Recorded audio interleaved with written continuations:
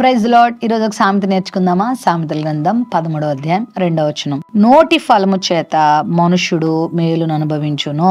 మనకి చాలా ఫలాలు తెలుసు కదా, సీతాఫలము, మామిడి ఫలము, ఇట్లాంటి ఫలాలు చాలా తెలుసు. బైబిల్ గ్రంథంలో మరికొన్ని ఫలాలు ఉన్నాయి. ఆత్మఫలము, భూఫలము, జిహ్వా ఫలము, గర్భఫలము అని తెలుసు.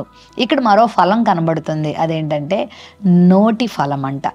నోటి నుండి ఫలాలు వస్తాయా అంటే నోటి నుండి వచ్చే మాటలు, నోటిలోని మాటలు ఒక ఫలము వలె రుచిగా, ఆరోగ్యంగా నువ్వు మాట్లాడితే ఆ మాట నీకెంతో ప్రయోజనం చేకూరుస్తుంది.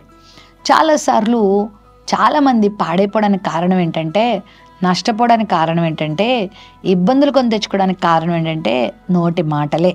ఆ నోటి మాటలు సరిగా లేనందువలన కుటుంబంలో సమస్యలు తెచ్చుకుంటారు, ఆఫీసులో సమస్యలు తెచ్చుకుంటారు, ఇంట బయట అంతా సమస్యలు తెచ్చుకుంటారు. అందుకే బైబిల్ గ్రంథంలో కూడా చాలా సందర్భాల్లో నోటిని కాచుకొను వాడు ధన్యుడు, నోటిని కాచుకో అని చాలా హెచ్చరికలు ఇవ్వబడ్డాయి. సో నీ నోటిని జాగ్రత్తగా ఉంచుకోవడం చాలా మంచిది.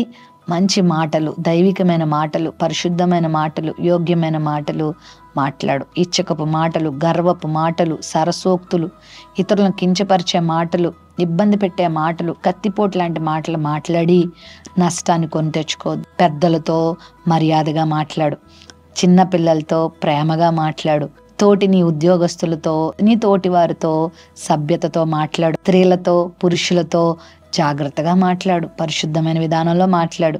ఎలా మాట్లాడాలో బైబిల్ మనకు చాలా విషయాలు బోధిస్తూ ఉంది. మరి దేవుని మాటలు హృదయంలో పెట్టుకొని మన నోటిలో పరిశుద్ధమైన మాటలు పెట్టుకుంటే మనము మేలు పొందుతాం.